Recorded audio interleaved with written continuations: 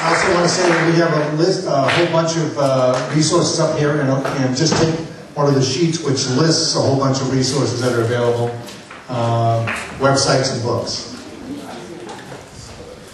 Also want to let you know that we do have a list of resources on the website for parents in regards to this issue.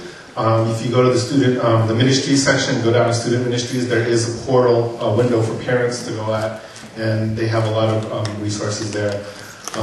I'm going to ask our two gentlemen over here to go around and collect any of the questions that anybody might have. You can keep them anonymous if you like.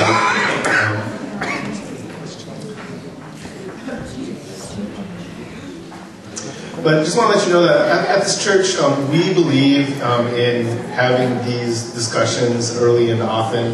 In fact, this past Friday, Dan, our intern, and I met with about 15 guys, and we had a straight-up talk about pornography. And just talking about these things from hopefully a godly perspective, and also talking about them from a guy's point of view, because we know that this is a hard conversation to have if you're not used to having it.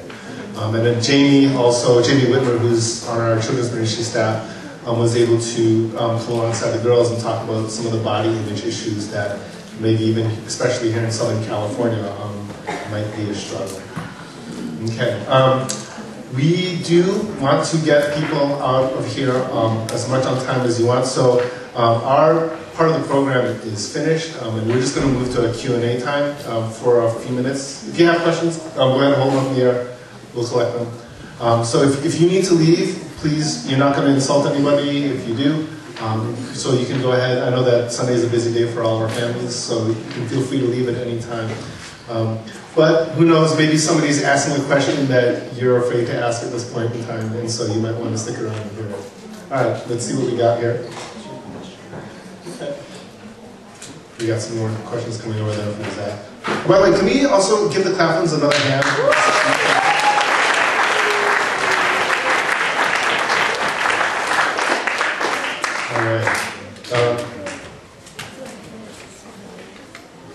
Okay, let's see here. This is I think for the men, but maybe also for the women.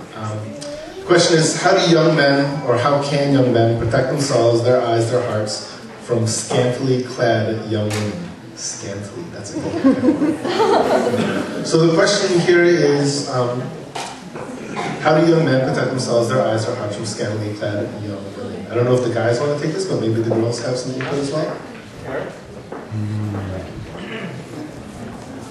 Well, when I was working in Teen Challenge, this is obviously a question that it arises a lot.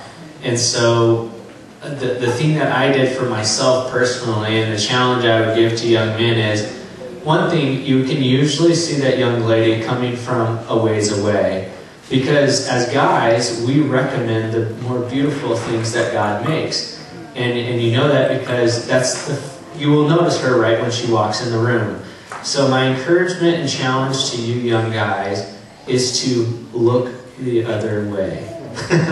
It's really that easy. It's not easy, and it's a challenge, and that would be my answer to you. If you can train yourself in that, you can begin to see God's beauty for what it is, but you don't have to drool over the girl who's putting everything out there for you guys to see. So. And girls, you don't want to be that girl that boys are trying to not look at. So be careful with how you dress.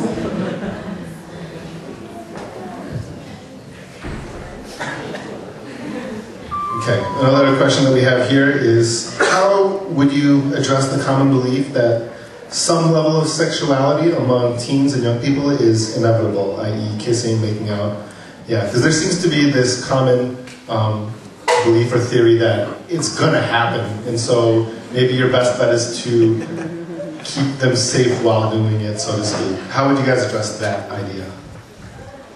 Keep in mind that mind frame that you as teens are unable to control yourself is a lie.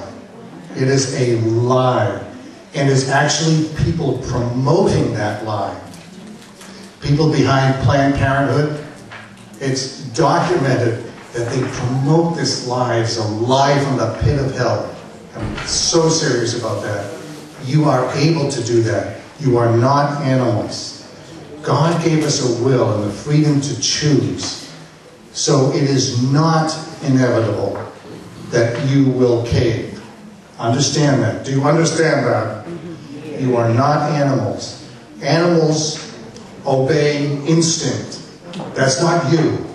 You are made in the image of God. And all through the Bible, He's encouraging us. Why do we even have the scripture? He's always encouraging us. Choose, choose, choose, choose. Why would He tell you to choose if you didn't have the ability to choose?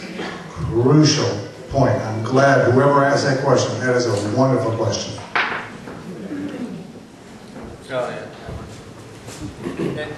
And that choice, I think, is it's really up to you. Because you're going to make that choice inevitably one day when it's just you, young man with that young woman, or young woman with that young man.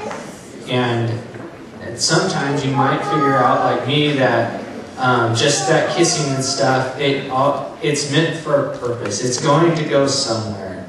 And if you don't have that self-control, it might be better just not to go there in the first place.